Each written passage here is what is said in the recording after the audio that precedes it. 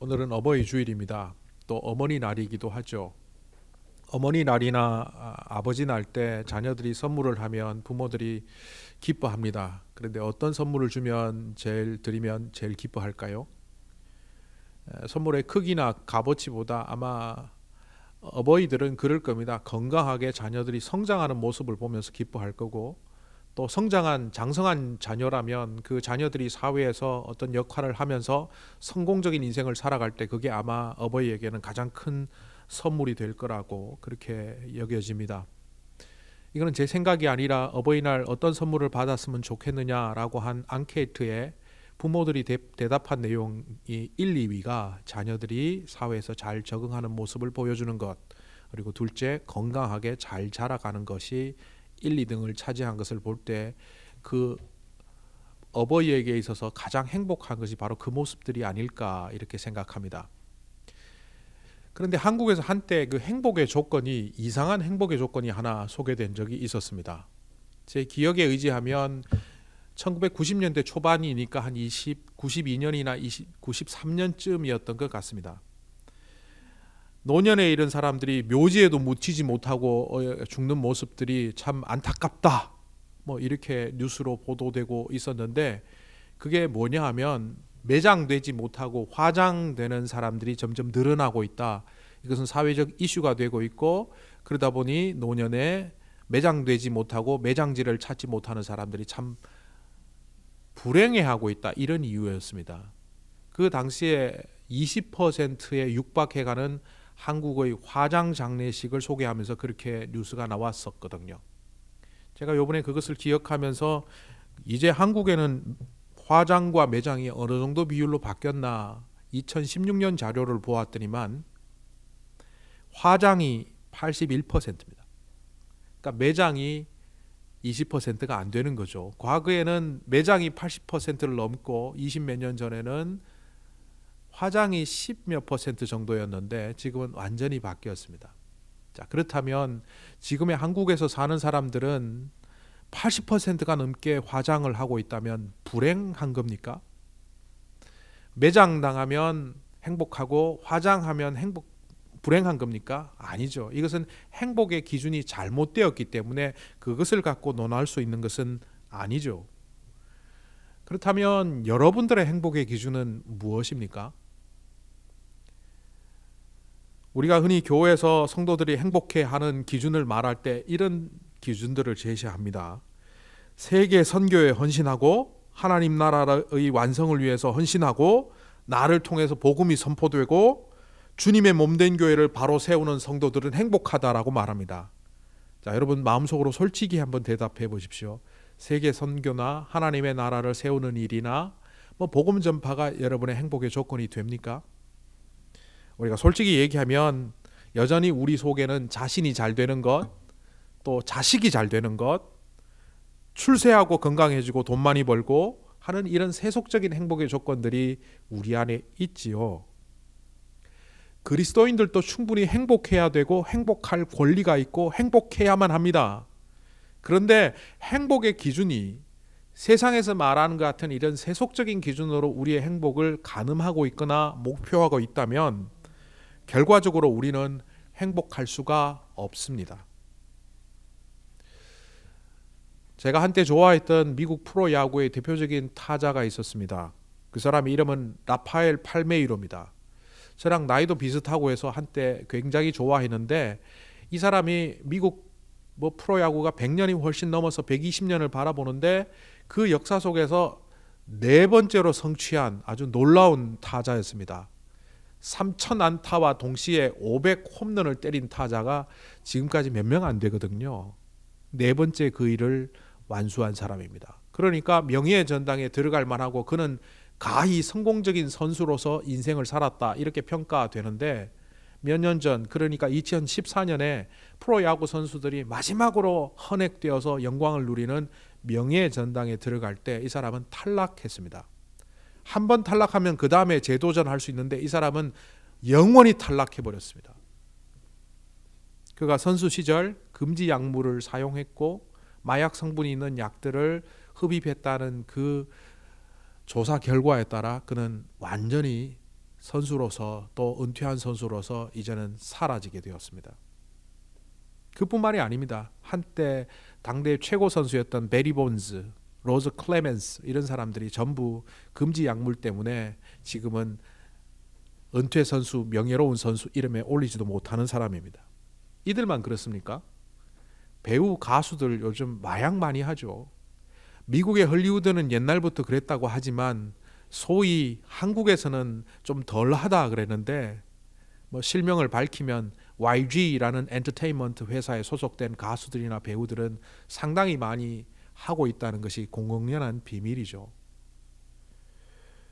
어떤 사람은 그럴 겁니다. 그들이 돈도 많고 또 그럴 만한 노출된 시간들이 많기 때문에 타락하기 쉬운 상황 속에서 그렇게 타락했나 보다 이렇게 말을 하고 있지만 전문가들의 진단은 좀 다릅니다.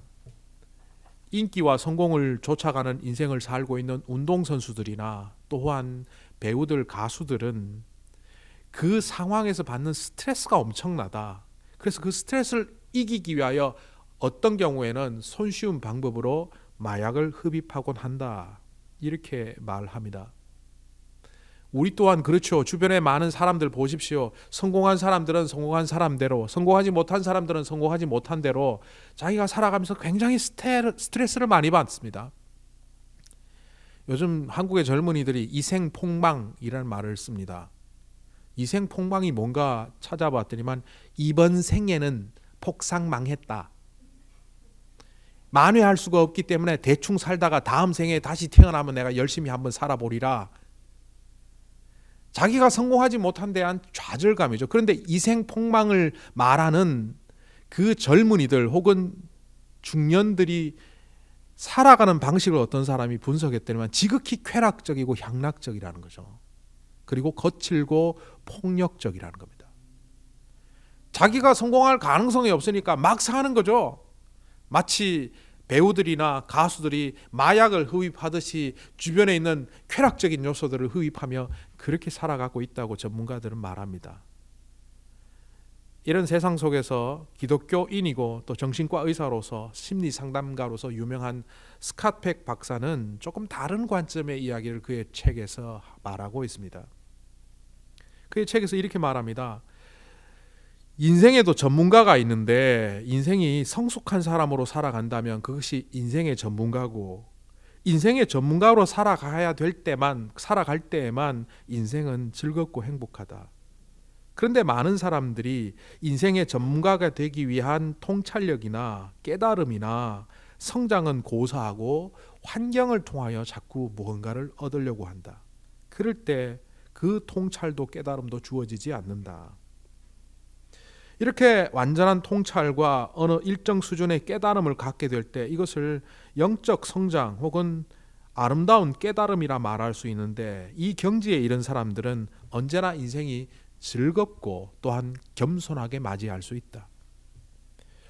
이 스캇 팩 박사가 책에서 이야기한 내용을 간추려 보면 이런 말입니다. 눈에 보이는 것을 쫓아가면 결국 행복을 쫓아가다 행복하지 않은 인생이 되는 반면 눈에 보이지 않는 것, 진정한 가치를 추구하는 사람은 참으로 행복할 수 있다고 말하고 있는 거죠.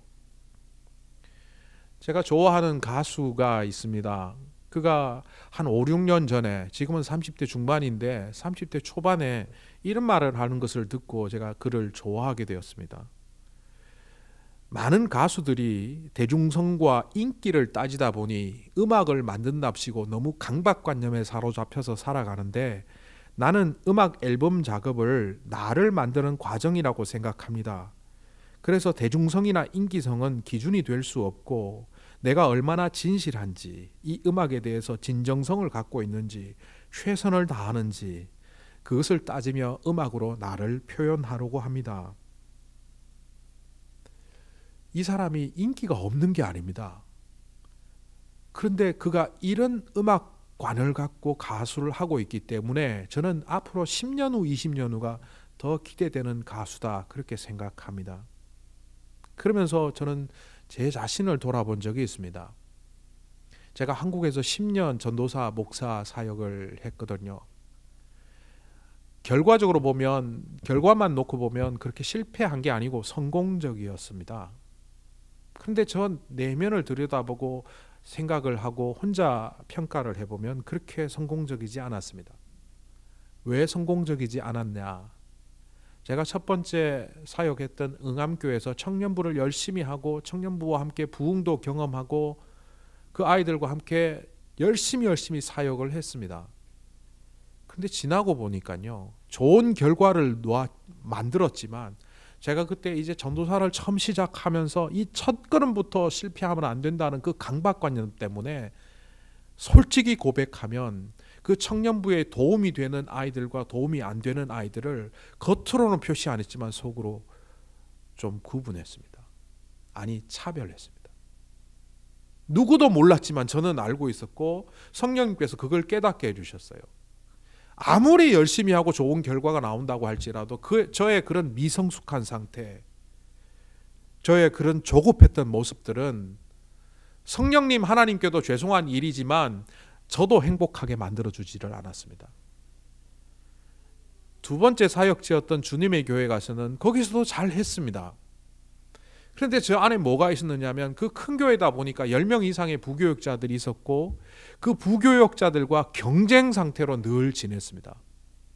겉으로는 웃고 잘 지냈지만 저쪽 반에 성경 공부에 몇 명 들어왔대? 120명 들어왔어? 야, 나는 70명밖에 안 들어왔는데 다음 학기에는 열심히 노력해서 150명을 채워야 되겠다. 그래서 전화를 돌리고 권사님 집사님한테 성경 공부 들어오라고 홍보도 하고, 그래서 150명 채우면 옆반보다 많이 들어왔다고 기뻐하곤 했지만, 그래서 성경 공부도 열심히 준비하고 했지만 제 안에는 경쟁이라는 그런 것 때문에 온전한 관계를 다른 동역자, 부교육자들과 가져가지 못했다는 것을 나중에 깨달았습니다.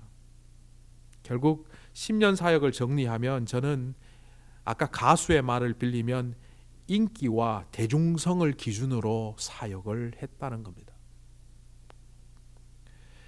내면이 아름다워야 그게 진짜 아름다운 겁니다. 그리고 내면이 아름다워지면 그 사람은 성숙해가고 사물을 바라보는 관점도, 주변에 있는 사람들을 바라보는 관점도 성숙되어집니다. 그러면 그 사람은 날로 겉사람은 후패해질지라도 속사람은 점점 아름다워지는 그런 인생을 살게 됩니다. 여러분 주변에 나이 드신 분들 중에 나이 들어가면서 점점 아름다워지는 분들이 있지 않습니까? 성경에 나오는 것처럼 그의 백발은 면류관이다 할 만큼 그런 분들이 있지요. 그런데 나이 드신 분들을 이렇게 보면 어떤 때는 죄송한 표현이지만 그 인생의 무게만큼 심술단지가 되어가는 분들도 있지 않습니까? 말만 하면 공격적이고 자기가 경험했던 그 경험과 지식을 총동원해서 다른 사람들을 난도질하고 다른 사람들을 평가하는 분들도 많지 않습니까? 그러다 보니 나이 들면 점점 행복해지지 않는다. 그러고 어느 교수처럼, 어느 노교수가 나 이렇게 90 넘어서 살 의욕이 없다고 미국의 교수가 스위스로 날아갔죠. 왜? 스위스에는 이른바 죽을 수 있는 권리를 보장해 주거든요. 그래서 나 죽겠다. 가서 죽으러 갔다는 거죠.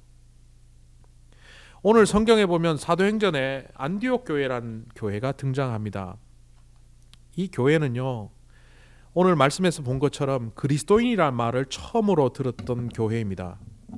요즘 우리가 그리스도인, 너 크리스찬이냐? 그러면 나 크리스찬이야. 이렇게 보편적으로 쓰지만 성경에, 신약 성경에 딱 3번 크리스찬이란 말이 나옵니다. 사도행전에 2번, 베드로전서에 1번.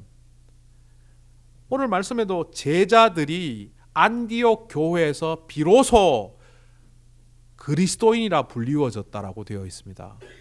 제자란 말은 12제자를 말하는 것이 아니라 예수님을 믿는 사람들을 의미합니다. 그런데 그 사람들에게 특별한 별명이 하나 붙었는데 수리아 지역에 있는 안디옥 교회에 그리스도인이라는 이름이 붙었답니다.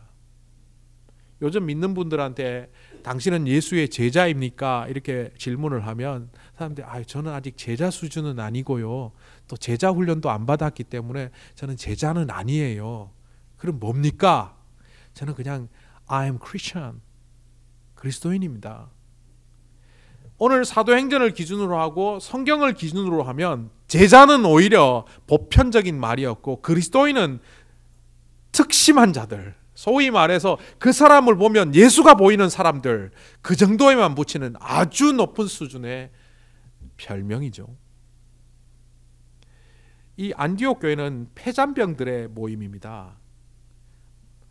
사실 예루살렘 교회가 부흥하고 잘 나가고 있었는데 스데반 사건을 비롯하여 또 사울이라는 아주 교회의 적대자가 등장하면서 이 교회는 급격히 쇠약해져 가죠. 학자들의 연구에 의하면 한참 잘 나갈 때는 예루살렘 교회가 15,000명에 육박했는데 이 몇 번의 핍박을 겪으면서 100명 정도의 수준으로 줄어들지 않았을까. 그리고 이 모든 사람들이 다메섹을 비롯하여 수리아 안디옥을 비롯하여 키프로스로 또 소아시아로 다 도피하게 됩니다. 그러니까 예루살렘에서 쫓겨난 도망자들이 정착하게 된 데가 수리아 안디옥이고 거기에 그들이 교회를 만들었습니다. 근데 이 교회는 참 좋은 교회입니다. 이렇게 흩어졌던 많은 사람들이 각 지역으로 들어갔지만 그들은 유대인들만 전도했습니다. 오늘 11장 1절에 나오는 것처럼 그들은 유대인들에게만 복음을 전했습니다. 그런데 유독 이 안디옥에 있는 사람들만 그리스 사람들에게 전도했다고 하는데 이 그리스 사람이란 말은 이방인이란 뜻입니다. 유대인들은 이방인을 볼 때 개처럼 여긴다고 했습니다.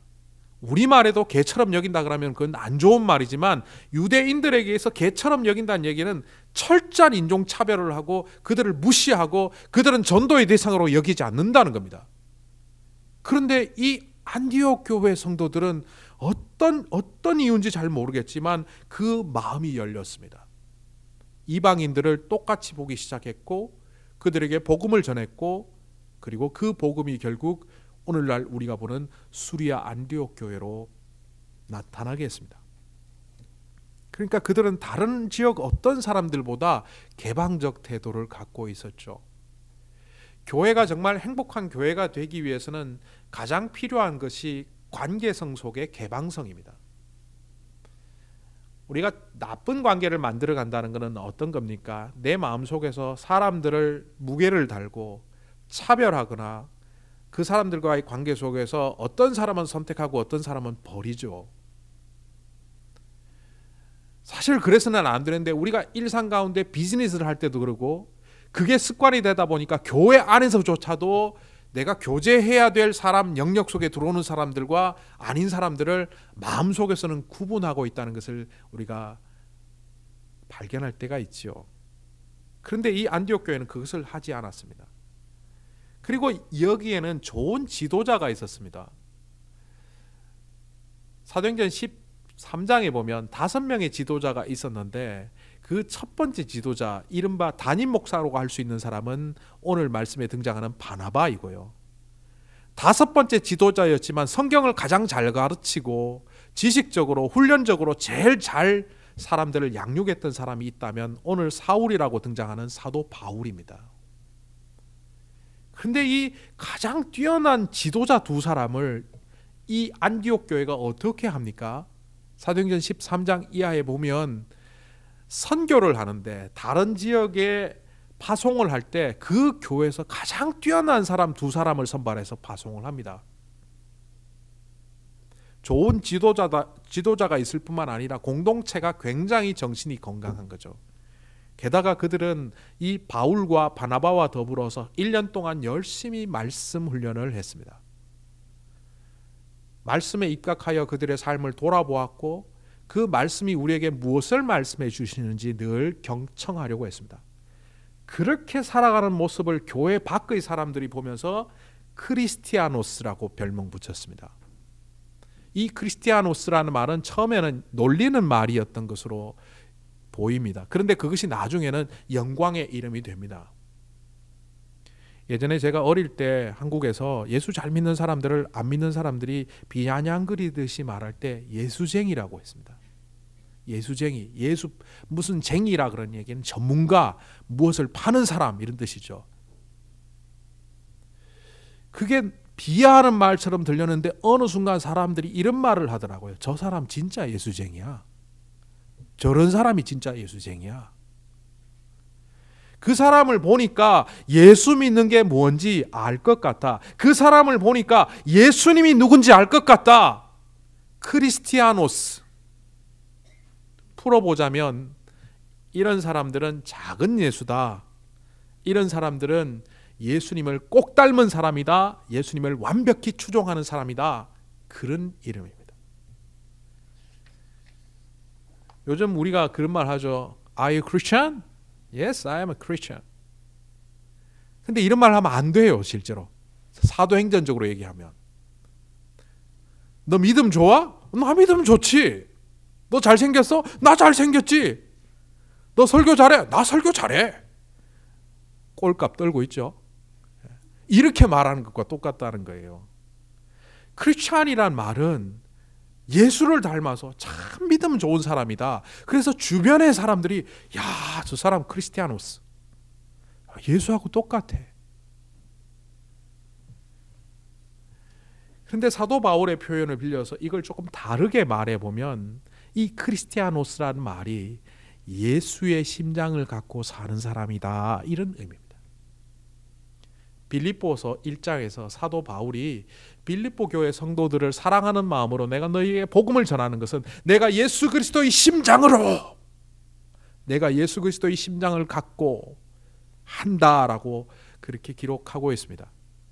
그런데 그때 사용한 이 심장이라는 말은 헬라어로 스플랑크논이라는 단어인데 이것은 정확히 번역하려고 하면 뭐 창자 내지는 뭐 하여튼 그 내장 이쪽에 가깝습니다. 심장이 아닙니다. 옛날 우리 말에도 부모가 자식을 보면서 애 끊는 심정으로 뭐 잘못 아시는 분들은 애 끓는 심정으로 하는데 그 애 끓는이 아니라 애 끊는 심정이죠. 한산섬 달박을금 밤에 그 시에도 보면 어디서 일성호가 남의 애를 끝나니 이수신 장군의 그 우국 충정이 창자를 베어내는 것 같은 아픔이다. 뭐 이렇게 묘사했죠. 예수 그리스도가 창자를 끊는 심정으로 우리를 사랑하고 있는 것처럼 나도 그렇다라고 사도 바울은 얘기했지만 이거 너무 기니까 간단히 얘기하면 그리스도의 심장을 갖고 내가 너희를 섬기고 사랑한다. 이렇게 표현할 수 있죠. 결국 이 안디옥 교회는요, 심장을 내어주는 교회였습니다. 예수 그리스도께서 우리에게 심장을 주신 것처럼 예수 그리스도의 심장을 갖고 사는 사람들은 그 심장을 내어주죠. 담임 목사고 말씀 사역 제일 잘하는 두 사람을 다른 교회도 잘 되어야 하니까 파송을 합니다. 그래서 사람들은 참 믿음 좋은 교회다. 정말 은혜로운 교회다. 이런 의미에서 크리스티아노스라고 그들을 칭했던 겁니다. 세상에서도 이런 말을 하죠. 가슴 떨리는 삶을 사십시오. 예수 그리스도의 심장을 갖고 있다는 의미가 어떤 뜻일까 생각해 보니까 가슴 떨리는 인생을 살아야 된다. 이 말이 떠오르더라고요. 한국에 그렇게 유명하지는 않지만 조금 알려진 가수 중에 스위스에 가서 공학 박사를 따와서 소위 말해서 한국에서 알아주는 대학에서 교수를 할 수 있는 능력을 갖고 있는 친구가 기타 하나 메고 가수를 하고 있습니다. 그것도 별로 유명하지도 않아요. 근데 그 가수에게 그렇게 좋은 학교를 나오고 아주 남들이 받기 어려운 그 공학 박사 학위를 받은 사람이 왜 가수하냐 라고 했을 때 이 가수가 다소곳이 웃으며 딱 한마디 하더라고요. 저는 기타를 메고 노래를 부르면 가슴이 떨립니다. 다 버릴 수 있다는 거예요. 예수의 그리스도의 심장을 갖고 있는 사도 바울은 다 버릴 수 있었습니다. 제가 가족에게 해서는 안 될 말을 한번 한 적이 있습니다. 2009년도에 시리아 들어가면서 한 20일 넘게 배낭여행을 다녀올 때 못 돌아올 수도 있다. 내가 죽을 수도 있다. 그런 줄 알아라. 그때 제가 40대 초반이었는데 아내에게 그랬습니다. 내가 못 돌아오면 순교고 돌아오면 선교다. 그때 저는 목회를 쉬고 있었기 때문에 아이들에게는 미안했어요. 내가 못 돌아오면 아이들에게는 미안하지만 못 돌아오면 그냥 순교해서 그냥 하나님 나라 가면 되는 거지. 주님을 향한 마음이 이 세상의 가치를 붙잡지 않고 하나님의 가치를 붙잡도록 해줄 때 사람들에게는 그리스도의 심장을 갖고 살 수 있는 그 모습들이 나타납니다. 그런데 이 그리스도의 심장을 보다 더 분명하게 말해줄 수 있는 것은 아버지의 마음 같습니다. 어머니의 마음 같기도 하고요. 그리스도의 심장이 뭘까요? 부모의 마음입니다. 명심보감에 보면 이런 구절이 나옵니다. 명심보감 효행편 1장에 부의 생아 모의 육아. 저는 어릴 때 명심보감을 외웠었거든요. 이게 참 이해가 안 되더라고요. 풀어보면 이런 말이죠. 부의 생아 아버지가 나를 낳으시고 모의 육아 어머니가 나를 기르실제. 아버지가 나를 낳고 어머니가 나를 길러? 그런데 이 말을 풀이해 주기를 이랬습니다. 부모의 마음이 부모가 그 자녀를 위하여 낳고 기르는 그 모든 것이 얼마나 힘들고 어려운지 모른다. 그럼에도 불구하고 그것을 기쁨으로 해가는 부모의 심정을 여기에 묘사한 글이다. 이렇게 풀이를 하더라고요. 그리고 어느 날 가만히 보니까 이해가 됐어요. 부의 생, 날생, 모의 육, 기를 육, 두 개를 합치니까 생육이더라고요. 어머니 아버지가 나를 낳으시고 내가 이 땅에서 생육할 수 있도록 길러주셨구나. 그런데 이 단어가 성경에 나오죠. 인간을 만드시고 하나님이 인간들에게 복 주시면 뭐라고 말합니까? 생육하고 번성하여 땅에 충만하라. 그리고 시편에서 뭐라고 말씀하시죠? 오늘 내가 너를 낳았노라. 주님께서 그리스도의 심장으로 하나님의 심장으로 우리를 향하여 생육하라고 하시는 그 말씀이 결국 부모 되신 주님의 음성임을 깨닫게 되죠. 그렇다면 그 심장을 우리가 그리스도의 심장을 갖고 살아가는 사람이 된다면 우리 또한 남들을 향하여 생육하고 번성하도록 축복하는 사람, 도와주는 사람이 되어야 하지 않겠습니까? 주님께서 이 땅에 우리의 부모 되신 것처럼 교회를 통하여 부모를 잃어버리거나 부모의 사랑을 받지 못한 그 사람들을 향하여 부모의 역할을 감당하라고 하는 것이 바로 그리스도의 심장입니다. 이것을 분명히 알았던 사도 바울은 교회 안의 용어들을 다 바꿉니다. 우리가 형제 자매라고 남자 여자를 호칭하는 이 호칭의 처음 시작은 바로 사도 바울이지요. 사도 바울은 결혼을 안 한 독신이었기 때문이기도 하지만 그 주변의 어린 남자들, 어린 여자들을 보면 전부 딸이요 아들로 대접했습니다. 내 사랑하는 아들 디모데야, 너의 어머니가 나의 어머니고 너의 아버지가 나의 아버지라. 너는 나와 형제라. 동년배들에게는 형제라고 칭했죠. 그리스도의 심장으로 살아가는 사람들에게 다른 사람은 평가의 사람들이 아니라 품어야 될 사람들로 보이죠. 그런데도 불구하고 우리가 잘 살지 못하고 입만 그리스도인으로 살아가는 이유가 어디 있을까요? 우리는 사실 입만 그리스도인 아닙니까? 세탁소에 갓 들어온 신입 옷걸이에게 헌 옷걸이가 말을 했답니다. 우아죠. 야, 너는 옷걸이란 사실을 한시도 이름 잊어버리면 안 돼. 신입 옷걸이가 말했답니다. 왜? 왜 내가 옷걸이란 사실을 자꾸 강조하는 거야? 너 말이야, 잠깐 입혀진 옷이 네 신분인 양 교만해지는 그 옷걸이들처럼 되지 말라는 말이야. 얘네가 수많은 옷걸이들을 봤는데 별거도 아니면서 잠시 걸쳐진 그 옷, 그 화려한 옷들이 자기 것이라고 착각해서 다른 옷걸이를 비난하고 거짓으로 공격하고 그 옷걸이들 다 망했어.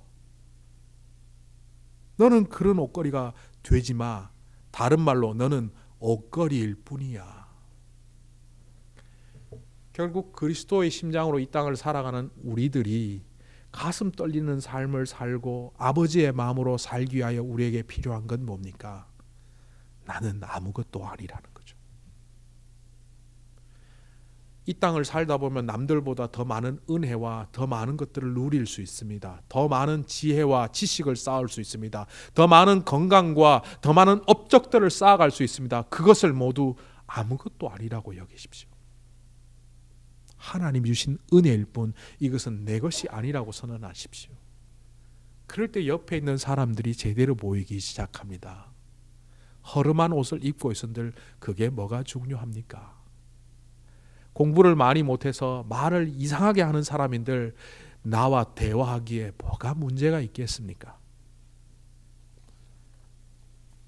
결국 그리스도인이라 이름 붙은 이 안디옥 교회는 행복 공작소가 됩니다.